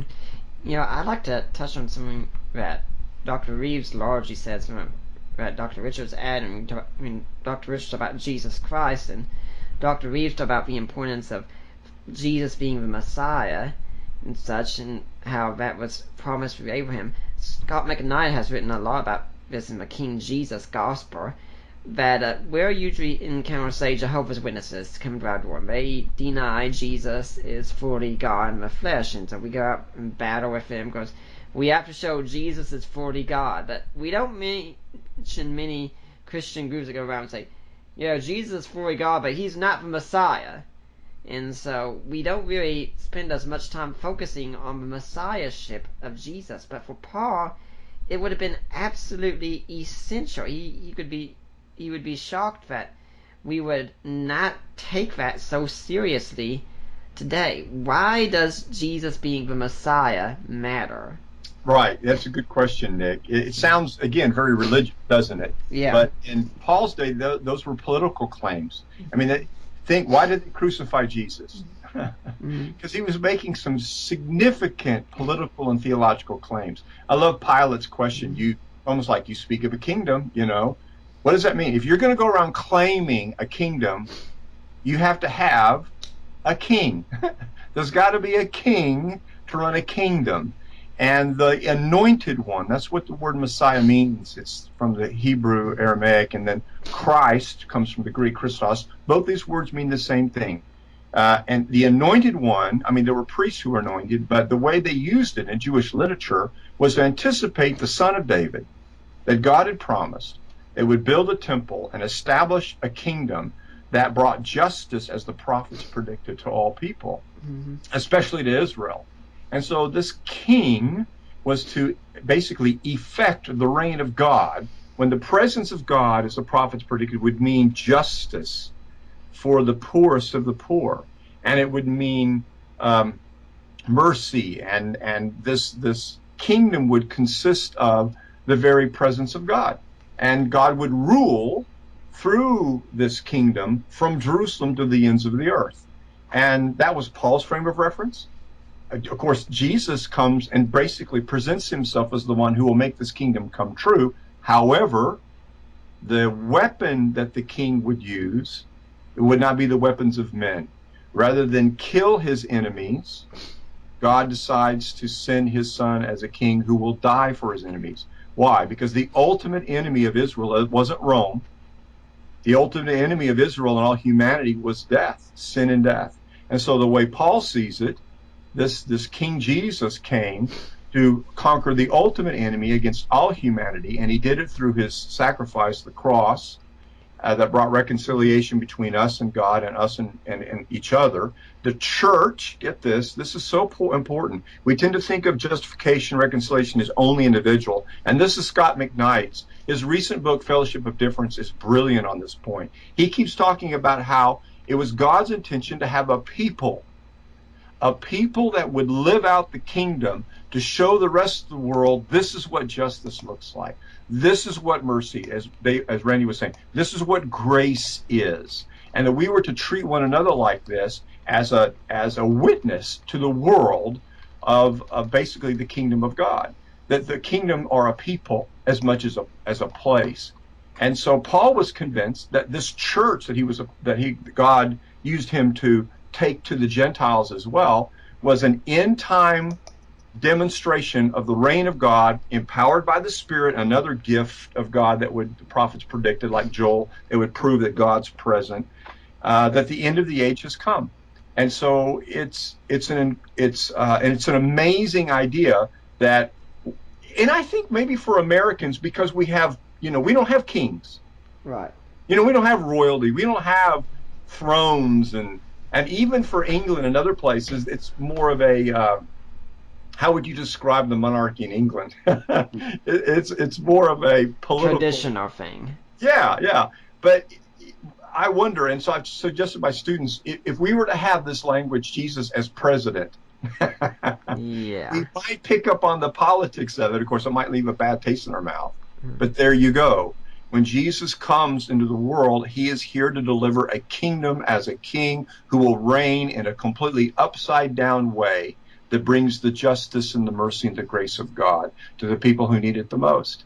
And Paul was convinced that that's already happened in history and that it will eventually, history will catch up with the reality. And on the last day, God's kingdom will be fully present, something that we experience in part now. Dr. Richards, anything to add? No, you can see why we wanted Rodney on the team. He just says Yeah. those things so very well. Mhm. You know, and I love the way Scott McKnight says it too. The good news of King Jesus. Well, that is just a modern translation of the gospel of Jesus Christ, which Paul talks about all the time. Paul talks about the gospel of Jesus Christ. But it's become so churchanized for us that when we hear the gospel of Jesus Christ, we don't think, oh, the good news of King Jesus. But that's exactly what he's talking about.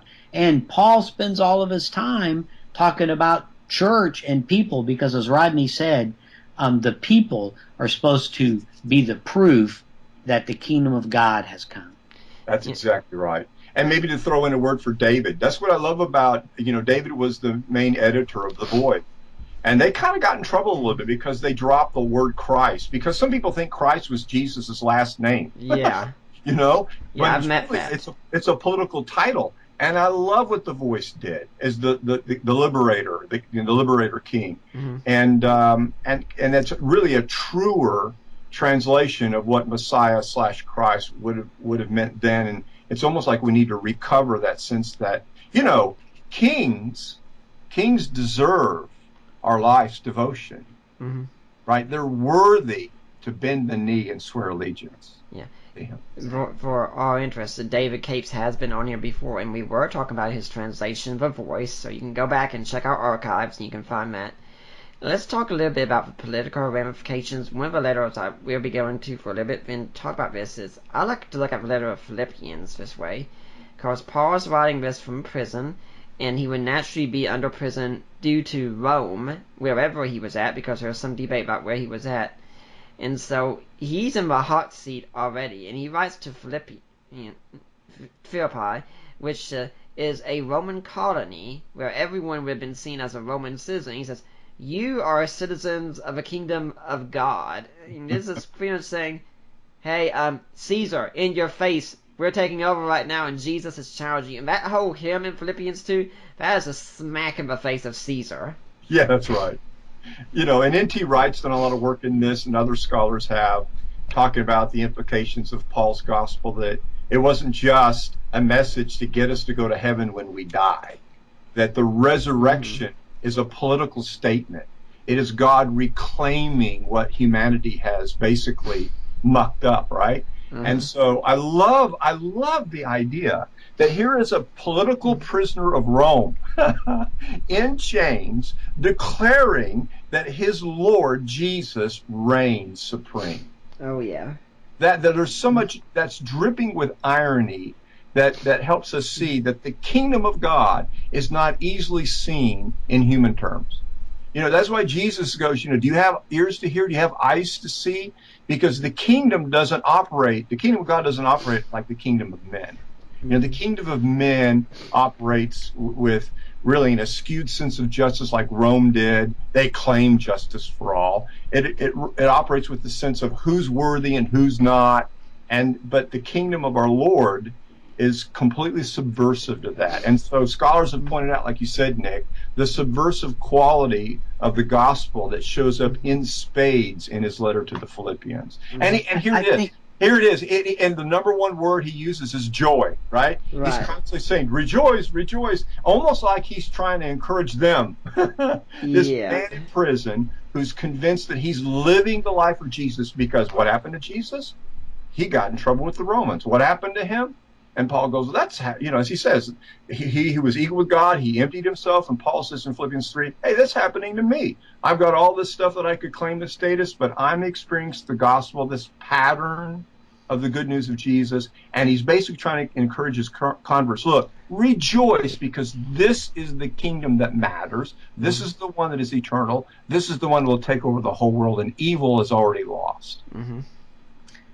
Nick, one of the advantages of being 2,000 years later is, but people often think, oh, if I just lived in the first century, it would have been easier. No, it's easier now. When Jesus said, the meek will inherit the earth. Well, it's a wonder people didn't just throw their hands up and walk off, because it seemed very clear to them who inherited the earth. Roman soldiers are stomping all over the countryside. Well, we know some of them did walk off. Well, yeah, they did. But the countryside's littered with grain silos that are full, but people are hungry because the grain in those silos belong to Caesar.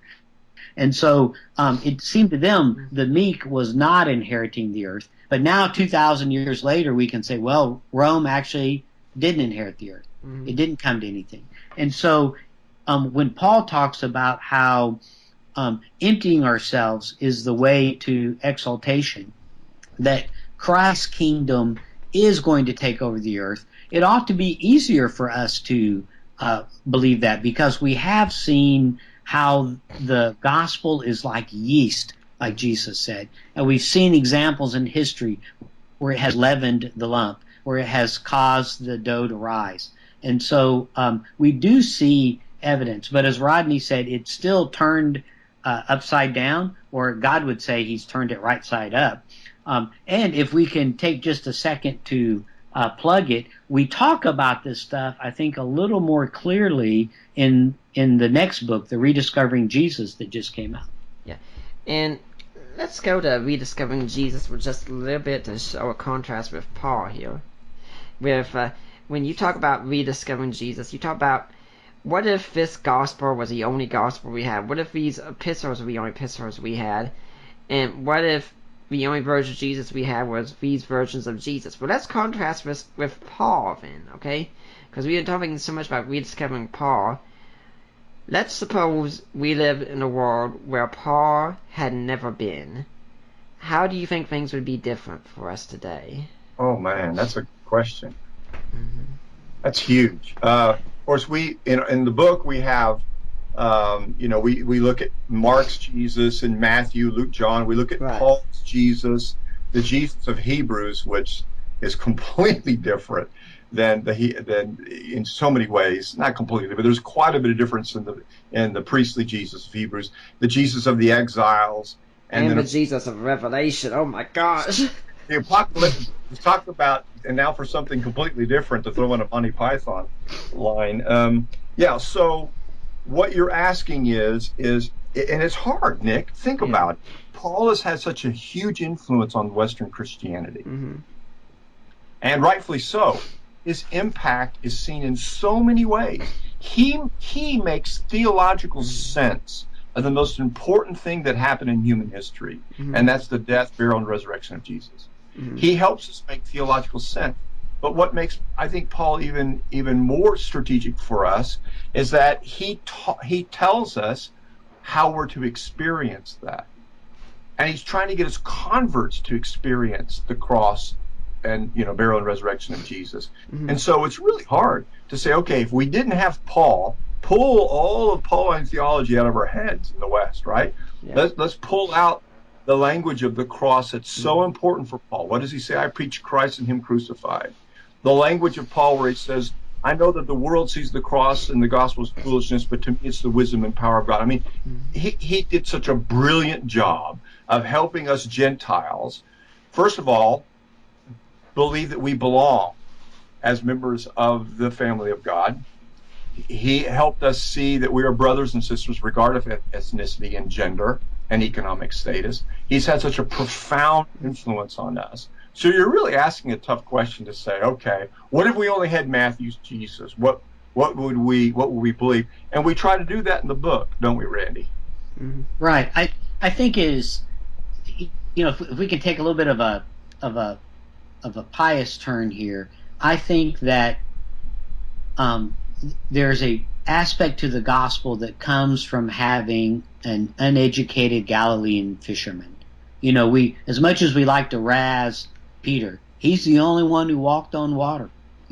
So I think there's just certain gifts that the church has gotten from having those kinds of disciples. But then you had someone like Stephen, who's well educated, who actually understood the implications of the gospel. Peter and John are still going to the temple to pray.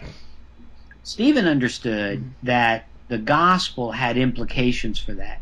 Stephen understood, and one other guy understood, this guy named Paul. And he helps oversee the martyrdom of Stephen, because he understood the gospel of Jesus was going to change everything. And so when Jesus loses Stephen, he goes looking for someone else who understands what the unpacking of the gospel would look like, and he lays hold of Paul. He conscripts him. And so when we ask, what would Christianity look like without Paul, I think the Holy Spirit decided he didn't want that. He wanted Christianity unpacked, and so he went after Paul, someone who had the kind of education, the knowledge of the breadth and depth of Scripture, someone who could unpack the implications of the gospel. He understood what happens when the right understanding of Torah, the right understanding of the prophets, meets up with the realization that the promised one has come. When you put those together, you end up with an unpacking of the good news of King Jesus. Yeah, we could go even further, though, with not just Paul's impact on Christianity, Paul's impact on civilization altogether, because if Paul had not gone out and reached the Gentiles, and he was a major one doing that, then Christianity could just largely remain a Jewish thing, for all we know, and we wouldn't have him. Yeah, go ahead. Yeah, that's exactly what I was going to say. Even though Paul fought against it, and I think in certain respects he's been misunderstood as trying to start a separate sect, he kept trying to get his Jewish brothers to welcome his Gentile converts. But at the same time, in the book we talk about, if all we had was Matthew's Jesus, then we would probably be seen with more clearly as a sect within Judaism. But Paul's influence, because his gospel, we'll put it like this, his gospel was so welcomed and successful among Gentiles, the Gentile influx into the church couldn't help begin to shift, the customs of the church and what they prize. And of course there were problems, you've got a bunch of Gentiles coming in with their pork eating habits, and you've got Jewish Christians who rightfully, Paul said, should keep the law, right? Because God gave the law to Israel. And yet when they come to their fellowship dinner, their potluck supper, what happens then? What happens when, the Gentiles bring their pork chops and the Jews are offended by that? How do they learn to get along? And Paul was convinced that they should learn how to sacrifice to one another, like Romans 14 and 15. He lays it out beautifully of what it means to imitate Jesus, to sacrifice yourself for one another. Of all places, food should be the place you sacrifice. But I think you're right, Nick. I think that if we didn't have Paul's influence, I don't think there would be as many Gentiles in the church. And ironically, I think we would be understood more as a Jewish sect with really more kind of Jewish social benchmarks than we do now. Dr. Richards, anything you'd like to add to that? Oh, I can't hold a candle to the way Rodney explains the theology of Paul, so I'll just say amen. Well, I've been going out and buying the book Rediscovering Paul, which I encourage everyone to do, and I'll go ahead and tell you right now, just looking up on Amazon.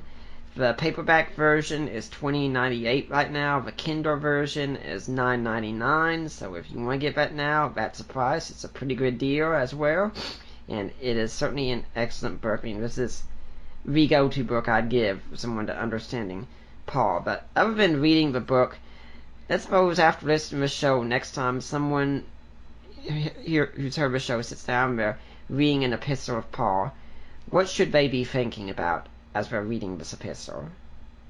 I think, first of all, that Paul didn't write Galatians for you. Mm-hmm. That's the first thing. We tend to be very arrogant and say, here's Galatians, and it was written for me, a 21st century American. No, Paul wrote that first for Galatian Christians. And so I think there ought to be a little humility that, first of all, try to figure out, who are the Galatians and what was the problem, and what is Paul trying to, address. And the second thing I would encourage your listeners to do is try to put on Galatian ears or put on Corinthian ears and see what was at stake. The second thing I would encourage them to do is read the whole thing.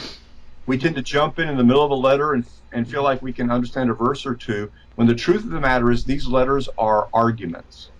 They're very lengthy. Some of them are pretty lengthy arguments, and Paul builds momentum, one argument upon the other.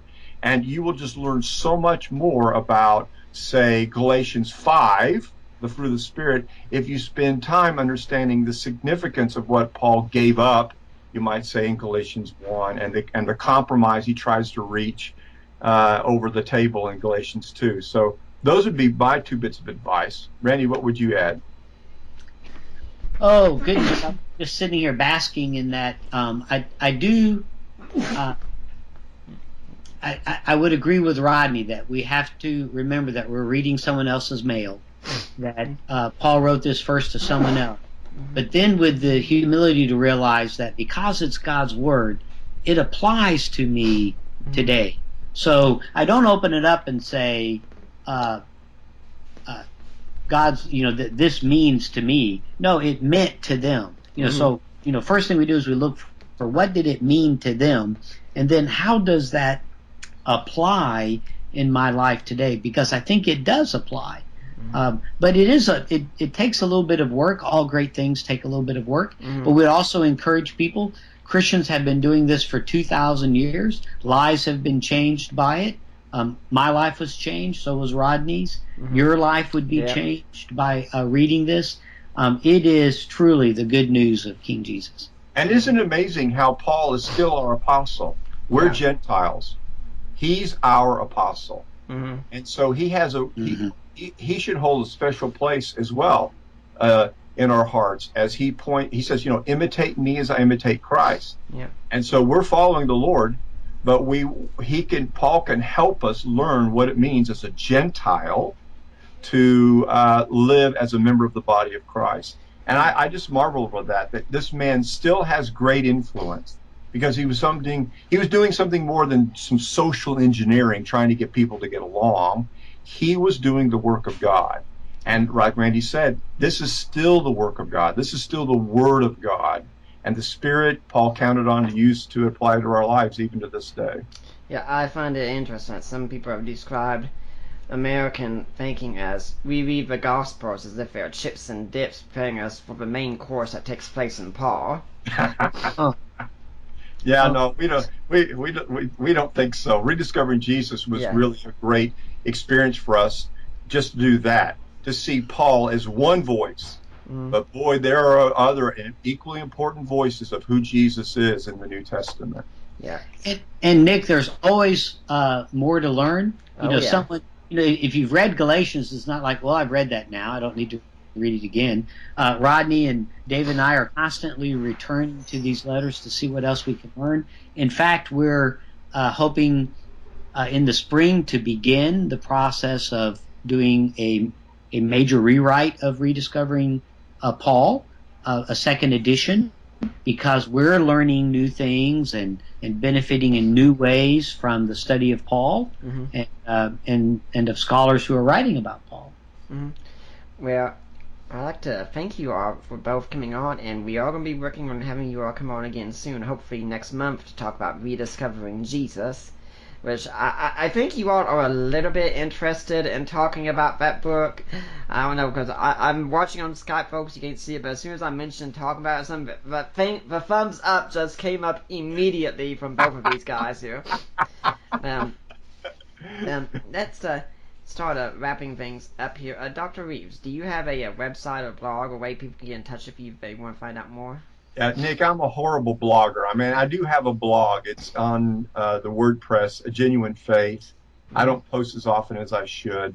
But if they wanted to get in touch with me, they could go to the university website where I teach, Southwest Baptist University, sbuniv.edu, and they could find my email, and I'd be happy to try to talk with them. I've had some former students who have developed a podcast, and it's the Dr. Rodney Reeves podcast. It's on iTunes, and it's places where I've spoken in conferences and even preaching, sermons that I've preached, and they've downloaded audio versions of that. So, I mean, there's sources out there as well. But most of all, I would hope that your listeners would pray for us, and we'll pray for you, Nick, and thank you, because we're in this together. This is a kingdom that's much bigger than any of us, and we didn't invent this thing. The kingdom was handed to us by those who were faithful before, and so we're trying to be faithful together to Him. And so this is a sacred work that we're doing, and we would very much appreciate the prayers of people who follow Jesus. And you have any final message you'd like to leave with the audience today? I have a blog, Randolph Richards, RANEOLPH, RandolphRichards.com, and I'm no better blogger than Rodney, but I try to put a few thoughts down there, and they can contact me through the blog. If they mention that they heard us on your podcast, we'll try to particularly respond. We're very grateful for the invitation. Thanks, Nick. No problem. Do any of you two have any final comments you'd like to make about rediscovering Paul or anything like that? Well, we're just, I wish David could have been, a part of our conversation. He brings such depth to understanding Paul's theology. David is a brilliant scholar. His work has been read across, really not only in the United States, but international scholars have appreciated David's work. David has done some key work in understanding how Paul basically used language that was basically attributed to God, that Paul used that language to describe Jesus. And David's had a huge influence on scholars like, Richard Bauckham, who's done some of this, and Larry Hurtado. Nice. I mean, Philip Esler in his book on Romans and community and conflict, and you read the introduction, says, David Capes, there's a lot of talk about monotheism, early Christological, high Christology, and he says, Bauckham, of course, is written on this, and Hurtado, but Esler says David Capes was the first. So to put this on the map theologically and academically. So David he's a gentleman too. He's such a good guy, and I wish you could hear from him. But I know you've got him, on his most recent book, and I'm sure it's going to be brilliant. And he's far more experienced on radio and podcasts, so he'd be more articulate than us as well. Well, it was a great interview, guys. I want to thank both of you for coming on, and I'd like to remind everyone that next week, well, we were going to have David Capes, but that's kind of fallen through. He's going to be back on October 3rd. I've got someone in mind for a show. I'm not going to say who right now, but I've got someone in mind. If it doesn't work out, we'll see what happens. For now, I am Nick Peters, though, and I am signing off.